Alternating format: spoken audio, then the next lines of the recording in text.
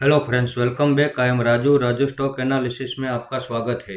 अभी हम पिछले एक महीने से स्मॉल कैप और मिड कैप स्टॉक के ऊपर ही वीडियो बना रहे हैं और अभी हम लार्ज कैप के ऊपर एक भी वीडियो नहीं बना रहे हैं। तो उसकी वजह यह है कि जहां मिले अपॉर्चुनिटी वहां करें इन्वेस्टमेंट। तो अभी लार्ज कैप में ज़्यादातर स्टॉक ऑल टाइम हाई के आसपास ही ट्रेड कर रहे हैं और हम ऑल टाइम हाई के आसपास किसी भी स्टॉक में एंट्री नहीं लेते हैं। अब लार्ज कैप के सामने स्मॉल कैप और मिड कैप शेयरों को हम देखें तो वहाँ ज़्यादा अपॉर्चुनिटी है और उसी थीम की वजह से आज हम आपके सामने जो चार कंपनियों का एनालिसिस करने वाले हैं वो भी स्मॉल कैप और मिड कैप सेगमेंट की ही कंपनी है। अब आज के इन चारों कंपनियों के फंडामेंटल भी अच्छे हैं, वैल्यूएशन भी सस्ते हैं और इन चारों कंपनियों के चार्ट में स्टेबिलिटी भी है और अच्छी खासी टेक्निकल पैटर्न भी चल रही है। तो आइए एक एक करके हम इन चारों कंपनियों का एनालिसिस कर लेते हैं। सबसे पहले हम शुरुआत करते हैं जिसका नाम है एशिया पैक लिमिटेड। अब इसके फंडामेंटल में शेयर होल्डिंग पैटर्न हम देखें तो पब्लिक के पास 43% जितनी होल्डिंग हमें यहाँ नजर आ रही है। उसमें भी 15% जितनी होल्डिंग तो बड़े इन्वेस्टर के पास है, यानी कि पब्लिक के पास केवल 28% जितनी होल्डिंग है। डीआईएस की इसमें 0.75% की होल्डिंग है, बाकी की सारी होल्डिंग प्रमोटर के पास मौजूद है। उसके आगे बैलेंस शीट में हम देखें तो इस कंपनी के ऊपर 1 रुपये का कर्ज नहीं है, ये एक जीरो डेब्ट कंपनी है। उसके सामने 33 करोड़ का तो रिजर्व है। अब 2014 से लेकर अब तक का रिजर्व का डेटा आप देख सकते हैं। हर साल इस कंपनी में रिजर्व बढ़कर ही आ रहा है। उसके सामने 2014 से लेकर अब तक का बोरोइंग का डेटा भी आप देख लीजिए। इस कंपनी ने अभी क्या कभी भी 1 रुपये का कर्ज नहीं लिया है। बिना कर्ज लिए ही ये कंपनी अपना बिजनेस चला रही है। तो इस हिसाब से इनकी बैलेंस शीट काफी मजबूत और दमदार है। उसके आगे प्रॉफिट एंड लॉस सेगमेंट में हम देखें तो ईयर वन ईयर ये कंपनी कंपलसरी प्रॉफिट कर रही है। तो जैसे आपने देखा कि इसके फंडामेंटल में कहीं कोई खराबी नहीं है, तो आज हमने इसमें यहाँ एक एंट्री कर ली है जिसकी स्क्रीनशॉट आप देख सकते हैं।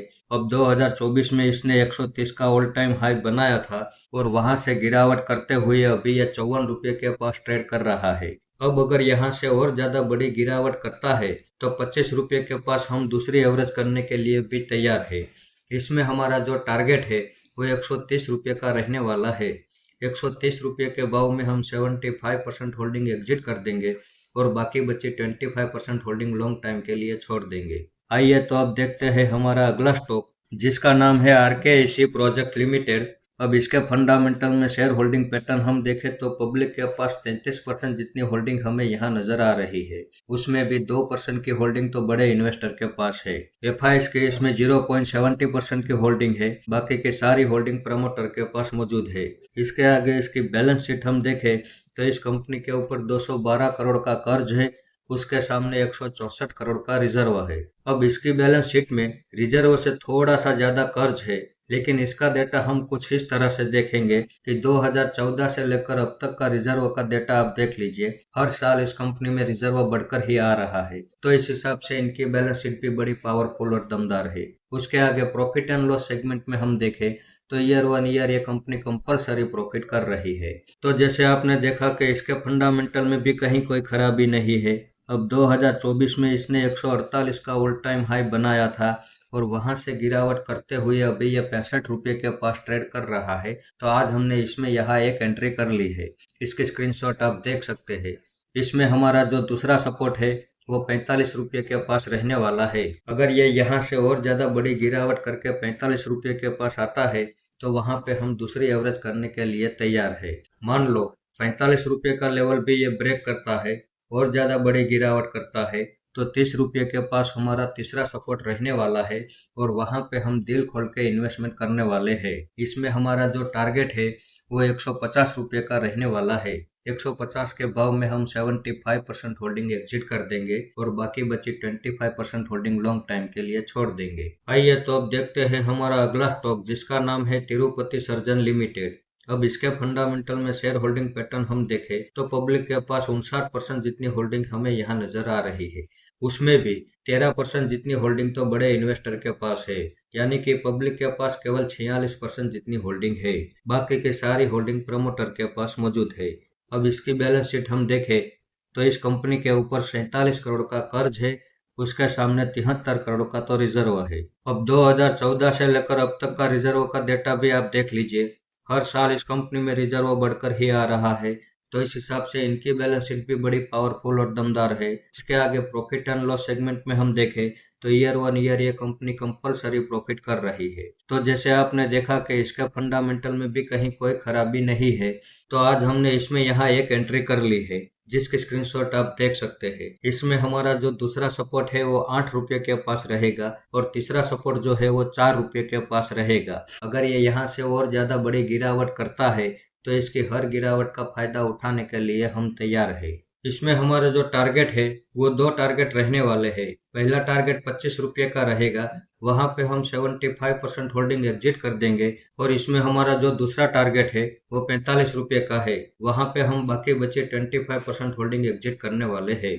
आइए तो अब देखते हैं हमारा अगला स्टॉक जिसका नाम है Inter State Oil Carrier Limited. अब इसके फंडामेंटल में शेयर होल्डिंग पैटर्न हम देखें तो पब्लिक के पास 54% जितनी होल्डिंग हमें यहाँ नजर आ रही है। उसमें भी 20% जितनी होल्डिंग तो बड़े इन्वेस्टर के पास है, यानी कि पब्लिक के पास केवल 34% जितनी होल्डिंग है। डीआईएस के पास इसमें 0.14% की होल्डिंग है, बाकी की सारी होल्डिंग प्रमोटर के पास मौजूद है। अब मैं आपको एक और अच्छी बात बताना चाहूंगा कि 2019 के बाद प्रमोटर खुद अपनी होल्डिंग धीरे धीरे बढ़ा रही है, तो ये बड़ी अच्छी बात है। इसके आगे इसकी बैलेंस शीट हम देखें तो इस कंपनी के ऊपर 23 करोड़ का कर्ज है, उसके सामने 14 करोड़ का रिजर्व है। तो इनकी बैलेंस शीट में रिजर्व से थोड़ा सा ज्यादा कर्ज है। इसके आगे प्रॉफिट एंड लॉस सेगमेंट में हम देखें तो इसमें हमें मिक्स डेटा नजर आ रहा है। कभी यह कंपनी प्रॉफिट कर रही है, कभी यह कंपनी लॉस भी कर रही है। अब इसके आगे इसकी जो ग्राहक लिस्ट है वो बड़ी शानदार है। आप यहाँ पे देख सकते हैं इसमें बड़ी बड़ी कंपनियों के नाम हमें यहाँ नजर आ रहे हैं, जिसमें पहला नाम है Indian Oil, Berger Paint, Adani Wilmar, BASF, Century Ply, Emami, Bharat Petroleum, ऐसी बड़ी बड़ी कंपनियां इसके ग्राहक लिस्ट में है। तो इसके फंडामेंटल में प्रॉफिट एंड लॉस सेगमेंट को हम छोड़ दें तो बाकी कहीं कोई खराबी नहीं है।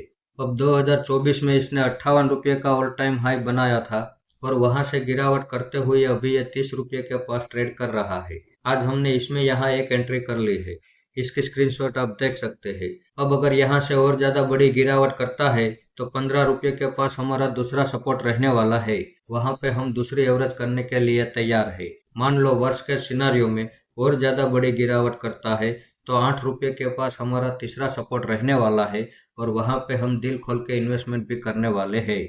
इसमें हमारा जो टारगेट है वो 60 रुपये का रहने वाला है। 60 रुपये के भाव में हम 75% होल्डिंग एग्जिट कर देंगे और बाकी बची 25% होल्डिंग लॉन्ग टाइम के लिए छोड़ देंगे।